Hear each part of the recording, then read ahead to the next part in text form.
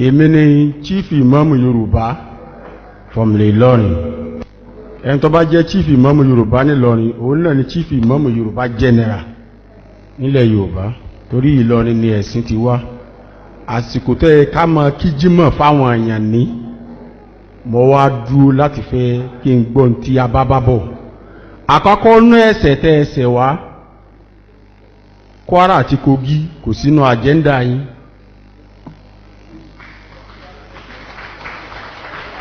Ó dùn mí púpọ̀.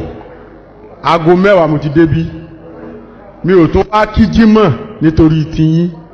So tí mo wá délé tí mo wá fi ìwé hàn wọ́n wà ní Kwara àti Kogi kò sí ń bẹ̀. Local government sì ń bẹ ní Kwara State 16, Yorùbá ní 12. So àwa tá wá jẹ́ Yorùbá tá wá wà ní Kwara, recognize wa pé Yorùbá ni wá, recognize wa pé ìran Oòduà ni wá, ìran Oòduà ni wá.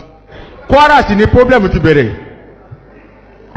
Ìgbà tán ti pa Àfọ̀njá tí kálukú ti dákẹ́ pé kò ti tọ́ka wọn mọ́, wípé Àfọ̀njá ẹ máa bá wọn yí pẹ̀lú ilẹ̀ north, ibẹ̀ ni problem ti bẹ̀rẹ̀.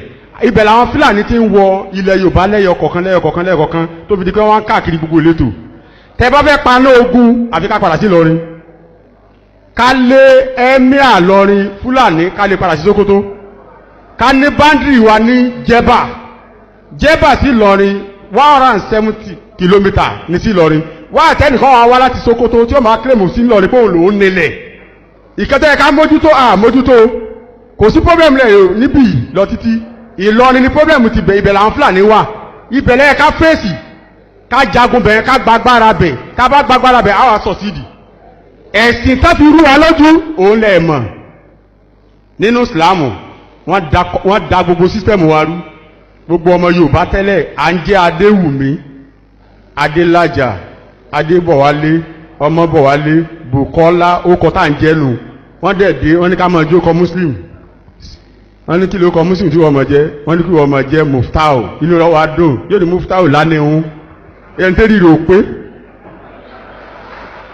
ìwọ ńkọ́, ìwọ tó jóbìnrin, kí ló kọ rẹ̀? Àǹtí Ajára lèmi o, Ajára. Ìgbà tí mo wá darí Saudi Arabia dé, mo lò ọdún 9 láti mọ ìmọ̀ èdè Arab, láti lè kọ́, láti lè kà. Tí lábáwá àbájọ fèsì ara wa, ìwé ni wọn.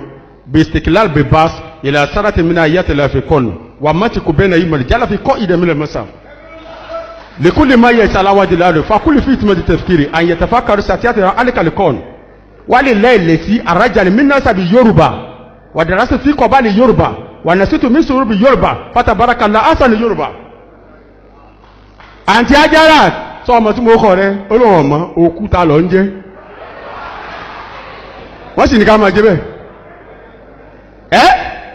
Ìwọ ń kọ́ ó ní Mufutawu ló ń jẹ́. Kí ni túmọ̀ Mufutawu lédè lábá ńgbà tí ó mọ̀ kọ́kọ́rọ́ tàbí ń sílẹ̀kùn inú rẹ̀ sì ń dún.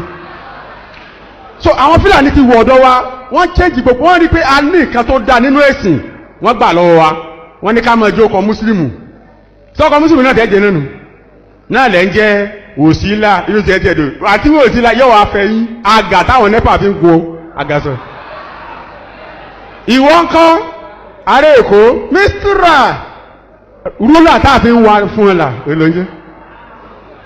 So gbogbo kíní about 200 and something ní ọkọ̀ tí mo condemn nínú Islam tẹ́láwọn jẹ́, because wọ́n mọ̀ pé ọkọ̀ tẹ́ ń jẹ́ yẹn ọkọ̀ yẹn dáa. Tá bá pè ní Adéwùmí ọkọ̀ tó rẹwà ní òun náà làwọn lábáwá ń jẹ́ ní Saudi Arabia, torí pé ìtọ́ pa wá pọ̀ pẹ̀lú Saudi nǹkan méjì náà ni. King Saudi Arabia ọba aládé wọ́n pè, wọ́n sọ pé Emir of Saudi, wọ́n sọ pé Sultan of Saudi. Ibo wọn náà ti wá wà ní Kùránì kí ọmọ jẹ́ Emir. Sọ́lọ́ náà lọ sọ ní Kùránì pé ẹ máa jẹ́ Emir, ẹ máa jẹ́ Sultan. Níbo ló ti wà ní Kùránì? Irọ́ tán pa fún yín nù. Wọ́n wà wé láwà níbi àwọn tí mọ́tò gbá láwà ní báyìí. Because kí ni ìtumọ̀ láwà ní? Question. Láwà ní èdè lábáwá ni, kí ni ìtumọ̀ rẹ̀? Ó ní alẹ́ àmọ́ ìmù. Láwà ní, tábà dákọ̀ àmọ́ ìmù, wà ní láwà ní, òun náà pè ní àmọ́ ìmù. Kọ̀ wá sẹ́ni tó lè wà nù wà yìí àti ilẹ̀ Haúsá, tó wà ní kíló kan ọmọ tiẹ̀ tí ó ní àmọ́ ìmù ní láwà nílé ọmọ jẹ́. Àmọ́ ó kọ tiwa adé ni, crown. òun ni alimusawamat adatu moluku arafikiya táàfin dá àwọn ọba lè àwọn fi pe wa ní adéwùmí adésínà àwa lè pe ọmọ tiwa ládé àwọn ò lè pe ọmọ tiwọn láwà ni so bọ́n ṣe short ni so the reason why ẹja mójútó ọ̀rọ̀ lọ́rin secretary wa ní Afẹ́nifẹ́re renewal group àjọ wà ní Jẹ́bà ní 28 ọba Jẹ́bà Emir Ilorin ní kọ́ lọ tì mọ́lé yes gómìnà wa wèrè senate president eri ẹ ti dàrú Bukola yes